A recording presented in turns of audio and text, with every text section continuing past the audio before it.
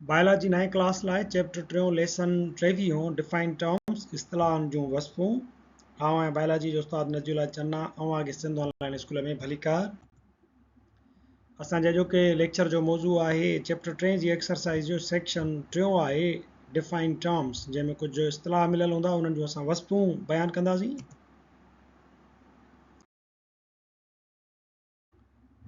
पहिरीं वस्फ आहे असां वटि एनालॉगस ऐं ईअं ॿी क्लासिफिकेशन टी स्पीशीज़ वेंदे 10 जेके आहिनि उहे असां वटि इस्तिलाह आहिनि। असीं पहिरें इस्तिलाह खां शुरू कयूं था।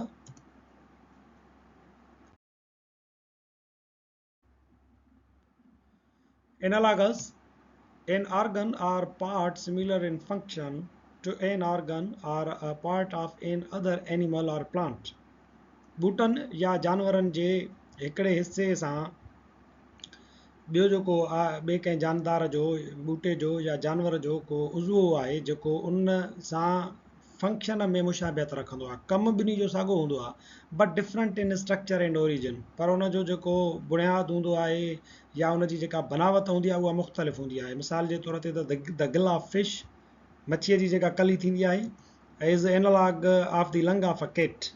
हाणे ॾिसो फिफड़ जेको आहे ॿिलीअ जो उहो ऐं हेॾां मच्छीअ जी जेका कली आहे ॿिन्ही जो फंक्शन साॻियो आहे। ॿ उज़वा आहिनि, हिकिड़े जानदार जो मच्छीअ जो कली ऐं तव्हांजी ॿिलीअ जी आहे वरी असां वटि लंग, हुनजो जेको आहे फिफड़ा, ॿिन्ही जो फंक्शन साॻियो आहे, साह खणण जे कम ईंदा आहिनि, पर उन्हनि जी स्ट्रक्चर ऐं ओरिजिन जेको आहे उहो डिफरेंट आहे। अहिड़े क़िस्म जे उज़वनि खे असां चवंदा आहियूं एनालॉगस। इहे ॿई हिक ॿिए जा एनालॉग आहिनि।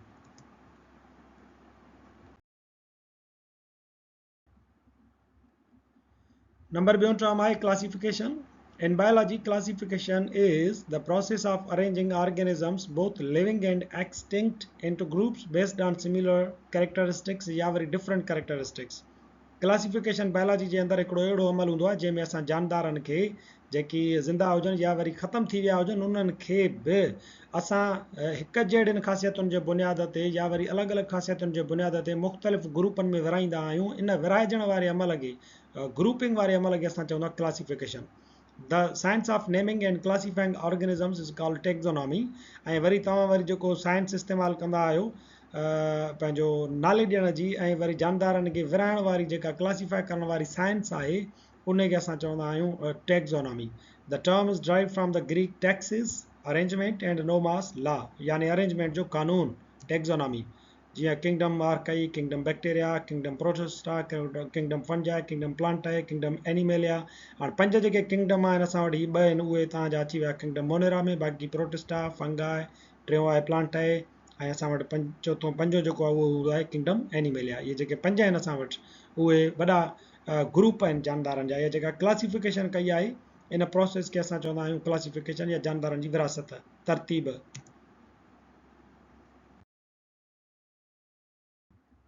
Species. The biological species concept defines a species as a members of population that actually interbreed in nature, not according to similarity of appearance। Species जो मतिलबु आहे हयातियात या बायोलॉजीअ जे अंदरि स्पीशीज़ जो मतिलबु हूंदो आहे त अहिड़ी जानदारनि जी आबादी जेके फितरत में उहे हिक ॿिए सां इंटरब्रीड करे सघनि, ॿचा ॼणे सघनि। उन्हनि जी अपीयरेंस जे बुनियाद ते स्पीशी कोन ठहंदी आहे। जेतोणीकि अपीयरेंस जेका आहे उहा हेल्पफुल हूंदी आहे स्पीशीअ खे सुञाण में, पर उहा तव्हांजी स्पीशी जी वस्प कोन्हे का। मिसाल जे तौर ते 2 पखी हिक जहिड़ा लॻनि था, लॻे ईअं थो त ॿई साॻी जिन्स सां तालुक़ु रखनि था, पर इहे इंटरब्रीड न आहिनि करे सघंदा, यानी लॻ जो अमल करे पंहिंजा ॿचा जेके आहिनि उहे न आहिनि ॼणे सघंदा, रिप्रोडक्शन जो अमल कोन थींदो आहे। असां वटि स्पीशी जेका आहे उहा जीनस खां पोइ ईंदी आहे। ऐं स्पीशी में ॾिसो स्नो लिपर्ड आहे असां वटि, बर्फ़ानी जेको लिपर्ड आहे उनजी अलॻि स्पीशी आहे, टाइगर जी अलॻि स्पीशी आहे, लिपर्ड जी अलॻि आहे ऐं वरी लायन जी अलॻि आहे। ईअं स्पीशी जेका आहे उन जानदारनि खे चइबो आहे जेकी इंटरब्रीड करे सघनि।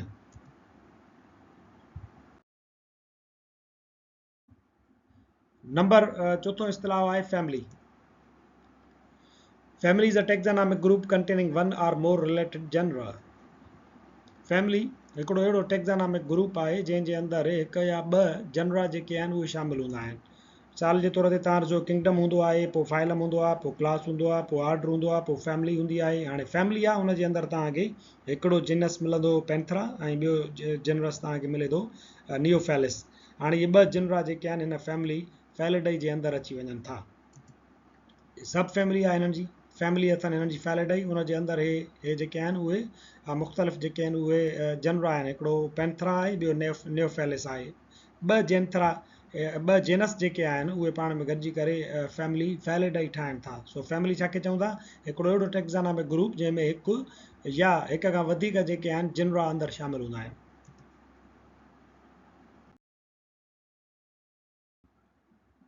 मेटाज़ोआ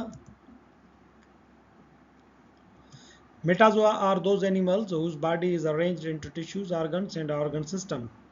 मेटाज़ोन उहे असांजा जानवर हूंदा आहिनि जिन जी जेको जिस्म आहे उहो टिश्यूज़ में, ऐं पोइ वरी उहे टिश्यूज़ गॾिजी ऑर्गन्स ठाहींदा आहिनि, ऐं ऑर्गन्स गॾिजी पोइ वरी ऑर्गन सिस्टम ठाहींदा आहिनि। असां उन्हनि जानदारनि खे मेटाज़ोन जानवर जेको आहे सो सॾियूं था। They are multi cellular organisms, उहे घणा जीव घड़ा जानदार हूंदा आहिनि।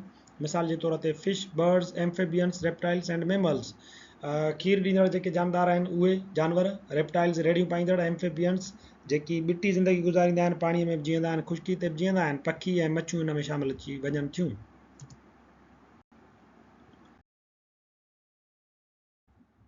छहों आहे असां वटि इस्तिलाह mycelium. Mycelium is a network of fungal threads or hyphae. Mycelium चाहे उहो फंगाए जा जेके असां वटि धागनि नुमा स्ट्रक्चर्स थींदियूं आहिनि या हाइफी, उन्हनि जे नेटवर्क खे असीं माइसीलियम चऊं था।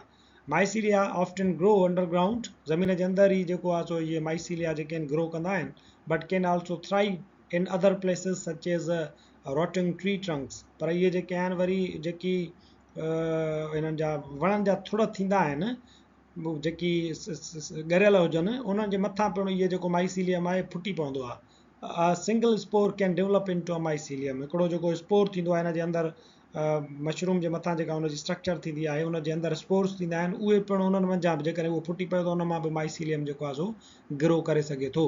सो माइसीलियम छा आहे? फंगल थ्रेड्स या हाइफी जे नेटवर्क खे माइसीलियम चइबो आहे।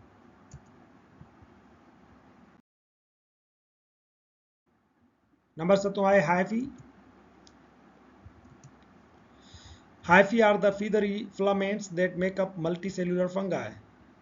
मल्टीसेल्युलर फंगाई जेको आहे उहो सॼो पाण वारनि जहिड़ी स्ट्रक्चर्स थींदियूं आहिनि, उन्हनि खे हाइफी चइबो आहे, उन्हनि मंझां ठहियलु हूंदो आहे। सो हाइफी छा आहिनि? फीदरी फिलामेंट्स, वारनि जहिड़ियूं हिकिड़ियूं बनावटूं आहिनि, उन्हनि खे असां हाइफी चऊं था। दे रिलीज़ एंजाइम्स, इहे छा कंदा आहिनि? एंजाइम्स जेके आहिनि उहे सीक्रेट कंदा आहिनि, and absorb nutrients from food source, ऐं खाधे जे ज़रिए मंझां वरी जेको ग़िज़ाई जुज़ा आहिनि उहे जज़ब करे वठंदा आहिनि। Hyphae have a firm cell wall made of chitin. हाइफीअ खे हिकिड़ी पकी सेल वॉल हूंदी आहे जेका काइटिन जी ठहियलु हूंदी आहे। They grow from a tip and extend out in search of more food sources. इहे छा थींदो आहे? हिकिड़े चोटीअ मां बि इहे फुटी सघनि था, ऐं वरी खाधे जी ॻोल्हा जे लाइ इहे वाध वीच कंदा आहिनि, वधी वेंदा आहिनि।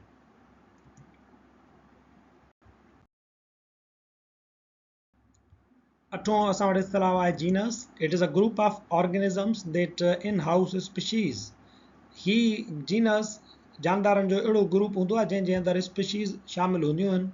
In the taxonomic hierarchy it comes above species. टेक्सानॉमीअ जी जेका ॾाकण आहे उन में स्पीशीअ जे मथां जेको ग्रुप हूंदो आहे उनखे जीनस चइबो आहे। Genus is the first word of organism scientific name in the binomial nomenclature. ॿिटे नाले ॾियण वारो जेको साइंसी तरीक़ेकार आहे जानदारनि खे नाले ॾियण जो, उन में जेको पहिरियों नालो हूंदो आहे उहो जीनस जो हूंदो आहे। मिसाल जे तौर ते scientific name for tiger is Panthera tigris, where Panthera is a genus.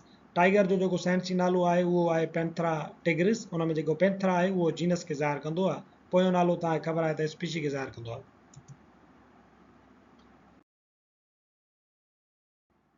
Now असां वटि इस्तिलाह आहे इंडेंजर्ड स्पीशीज़। इंडेंजर्ड स्पीशीज़ जे नाले मां ई ज़ाहिर आहे त अहिड़ियूं स्पीशीज़ जिन खे ख़तरो हुजे। Endangered species are the organisms whose number have reduced drastically and if not conserved will become extinct.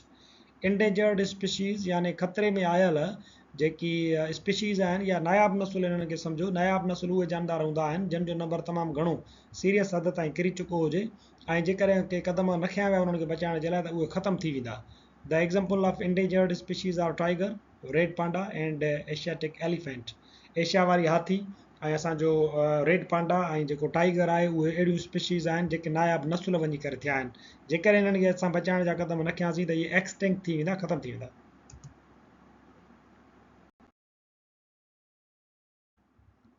इस्तिलाह number 10 आहे किंगडम, आख़िरी इस्तिलाह आहे असांजो।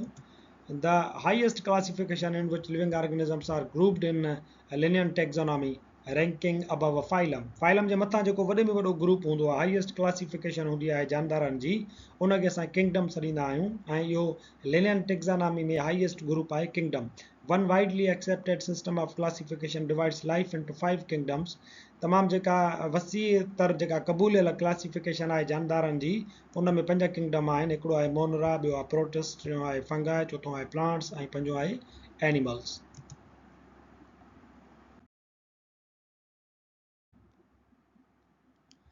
ॾहें इस्तिलाह सां गॾु किंगडम सां गॾु असांजो एक्सरसाइज़ जो सेक्शन टियों, डिफाइन द फॉलोइंग टर्म्स, पुॼाणी ते पहुचे थो। वरी हाज़िर थींदासीं नए लेक्चर सां गॾु, तेसिताईं ॾिसंदा रहो सिंध ऑनलाइन स्कूल।